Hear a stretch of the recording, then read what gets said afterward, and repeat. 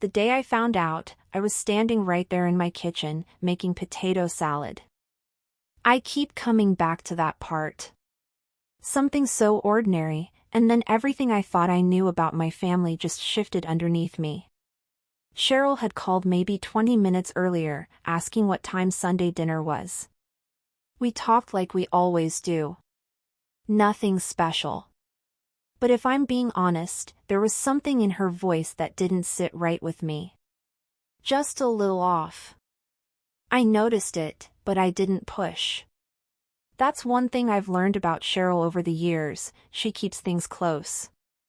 Always has. And I've learned to respect that, even when I don't understand it. So we hung up, and I went back to peeling eggs like nothing was wrong. Then my phone buzzed again. I figured she forgot to mention something. But when I picked it up, I could tell right away, that message wasn't meant for me. It said, "She still doesn't know. Darnell told me not to say anything yet. Just come Sunday and act normal." I read it once. Then again. And then I just stood there, holding that egg in my hand like I didn't quite know what to do with it anymore. I set the phone down real slow. Didn't even realize I'd stopped breathing for a second. Now let me tell you about my son, Darnell. He's 41 now. My middle child. And out of all my kids, he's the one who's kept me up the most nights over the years. Not because he's a bad man, he's not. He's got a good heart. Always has. But Darnell, he don't like hard things. If something feels uncomfortable, he'll find a way around it. Not through it. Around it. I've seen him do it since he was a boy.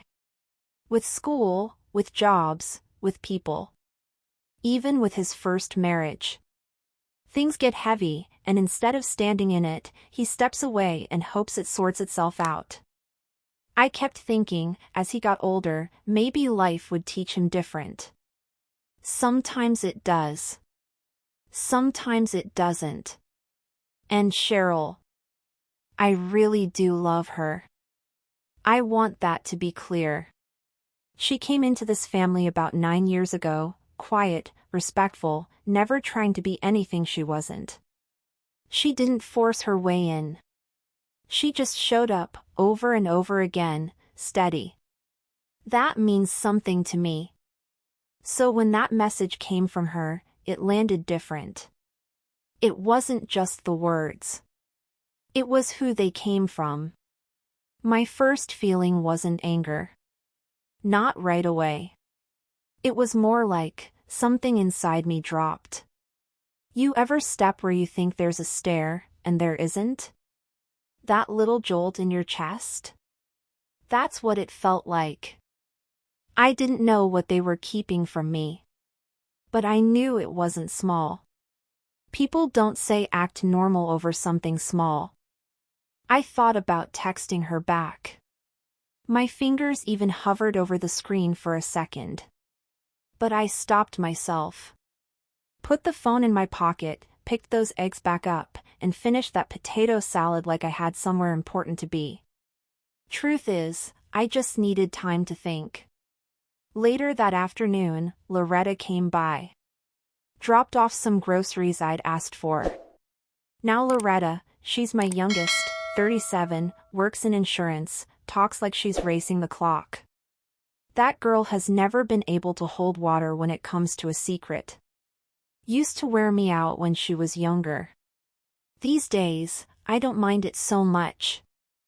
I let her come in, put everything away, get herself a glass of sweet tea. I didn't rush it. Then I asked, real casual, "How your brother doing?" She said, "He's fine, Mama." Busy. I nodded like that made sense. Busy doing what?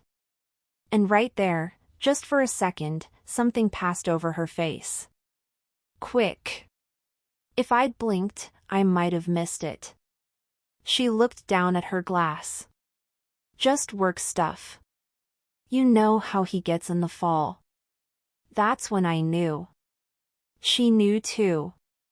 And sitting there across from me, acting like everything was just another normal day, that's when it started to hurt. Not loud. Not dramatic. Just quiet and steady. I smiled at her anyway. Changed the subject like I didn't see a thing. But in my mind, I had already circled Sunday. And by then, I had a feeling I wasn't going to like what I found out. Sunday came quicker than I expected. Or maybe it just felt that way because all week, I found myself paying closer attention than usual. Little things started standing out. Darnell called me Wednesday evening. Now, he does that from time to time, so the call itself wasn't strange. But the way he talked, that's what stayed with me. He asked about my knee. Asked if I needed anything from the store. Then he told me this long story about his oldest boy, went on a little too long, if you ask me. Kept circling around the same point like he was trying to stretch it out. I sat there listening, but something about it didn't feel natural. It felt practiced. Like he had called with something else on his mind, and instead of saying it, he filled the space with whatever he could grab. When we hung up, I didn't move right away. Just sat there with the phone in my hand, thinking about what he was working up to, or maybe what he was trying to avoid. Cheryl didn't call or text me again all week. Not once. Now that right there, that meant something. Because Cheryl is the kind of woman who'll send me a picture of her tomatoes coming in, or ask me how much paprika I use in my deviled eggs. Nothing big, just little check-ins. That's been our rhythm for years. So for her to go completely quiet like that, I noticed. I didn't reach out either. Not to her. Not to Darnell. I just waited. Friday, Gerald came by to fix a leaking faucet in the guest bathroom. He's 53 now, retired from the post office, and if there's one thing about Gerald, he's steady. What you see is what you get. Always has been. He fixed that faucet without a word of complaint, cleaned up after himself, then came and sat down at the kitchen table like he had something weighing on him. I made him a plate of leftover chicken and rice and sat across from him. He ate for a minute, quiet, then looked up and said, "You doing all right, Mama?" I told him I was fine. Asked him why. He just shrugged. Looked back down at his plate. Just asking. But I could see it. The hesitation. The way he wouldn't quite meet my eyes. Even Gerald was holding something back. And right then, I made up my mind, I wasn't going to pull it out of them piece by piece. I wasn't going to sit there guessing and chasing half answers. If there was something to be said, they were going to say it all the way. Sunday dinner at my house has been going on 16 years now. Started back when the grandkids were little and everybody's schedules still lined up easy. Over time, it just became what we do. I cook a full spread, greens, cornbread, whatever meat I feel like making, a couple sides. Folks bring dishes when they can. We sit down together, talk, catch up. It matters to me. And I believe it matters to them too, even when life pulls them in different directions. That Sunday, everybody showed up on time. Now that alone told me something wasn't right. Darnell and Cheryl got there first, which almost never happens. Darnell hugged me a little longer than usual, told me the house smelled good. Cheryl didn't say much. She went straight into the kitchen and started helping me without being asked. She does that sometimes, but this felt different. Like she needed to keep her hands busy. Gerald came in next with Paulette. Then Loretta showed up with her son, Tobias, who barely said hello before disappearing into the living room with his phone. Everything looked normal. Sounded normal. We sat down, passed plates around, talked about work, school, things going on in the neighborhood. I laughed when something was funny. Got up to refill glasses, bring out extra cornbread. On the surface, it was just another Sunday. But I was watching. Watching how they looked at each other. Watching what they didn't say. And about halfway through that meal, something hit me. Nobody, not one of them, had mentioned Raymond. My husband's birthday had fallen that week. Even 6 years after he passed, we always say something when it comes around. Always. Every one of my children knows that date without thinking. But that day, his name never came up. Not once. And that's when it settled in, clear as anything. Whatever they were keeping from me, it wasn't just about Darnell. It was all of them. And somehow, it had something to do with Raymond. After dinner, folks always take their time leaving. That's just how it's always been. Somebody ends up at the sink washing dishes, somebody else sits back down with another piece of cornbread, the grandkids wander in and out like they got nowhere else to be. It usually takes a good hour before people start gathering purses and keys.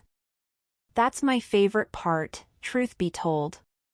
When everything slows down a little. The house feels full, but calm. That evening, I let it go on like that for a while. I watched them move around my kitchen, talking like nothing was wrong. Plates clinking, low conversations, the sound of running water. Same as always. But it didn't feel the same. After a bit, I called Tobias over and asked him to take the younger kids out back for a while.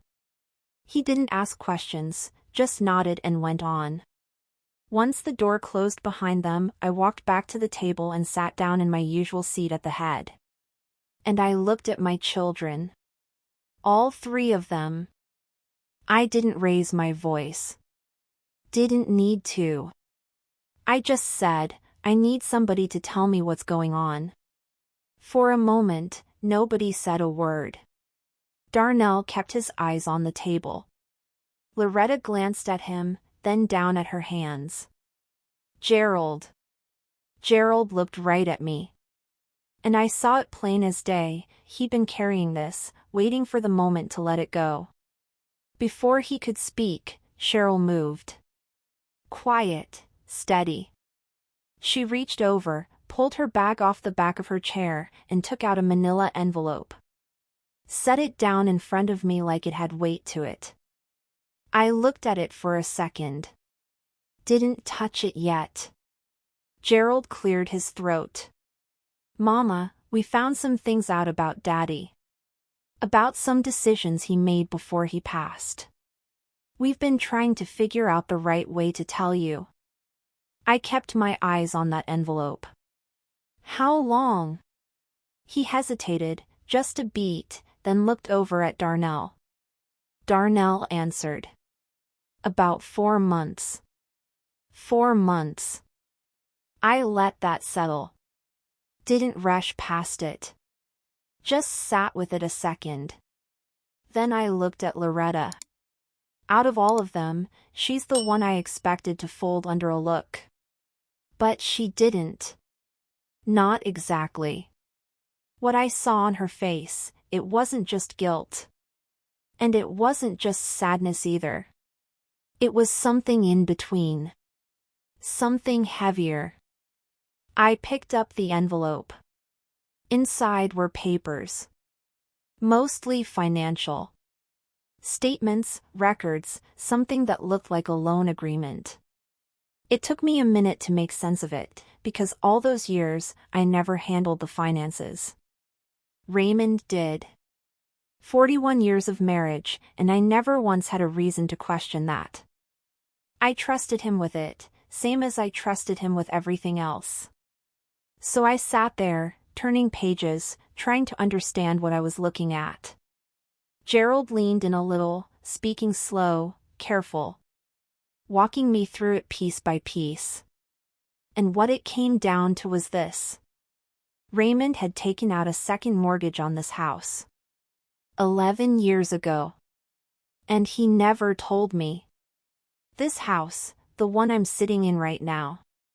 The one we bought together back in '87. He used it as collateral for a loan I didn't know existed. I felt that land in my chest before it even fully made sense in my head. Gerald kept going. Said the loan had been paid off. That part was done. But then he got quiet for a second. And I knew there was more. The money, almost $60,000, had gone to somebody. A woman. Her name was Sylvia Greer. I had never heard that name in my life. Not once in 41 years. The room went still. Darnell spoke up, careful with his words. We don't know exactly what the relationship was, Mama. We didn't want to assume. I lifted my hand, and he stopped right there. I wasn't ready to hear guesses. I sat back in my chair, those papers resting in my lap, and for the first time, I let myself think about Raymond a little differently. Not the version of him I'd been holding on to. Not the one in the pictures, or the one I said goodbye to. The real man. The one who kept certain things to himself. The one who'd come home some evenings quiet in a way I never quite understood. The one who, years ago, took a phone call out in the garage and told me it was work when I asked. I remember that now. Back then, I let it go. That's what you do when you love somebody. You trust what they tell you, even when something feels a little off. You choose peace over questions. And now here I was, 6 years after laying him to rest, holding proof that there was a whole part of his life I never knew existed. I sat there a long moment, feeling all of it settle in. And when I finally spoke, even I didn't expect the words that came out of my mouth. I said, "How did you find this?" Not "Why didn't you tell me sooner?" Not "How could he do this?" Just that. Because before I let myself feel anything too deeply, I needed to understand what I was looking at. I needed the shape of it. Gerald told me it was Cheryl who came across it. She'd been down in their basement with Darnell, going through old boxes, things that had come from this house after Raymond passed.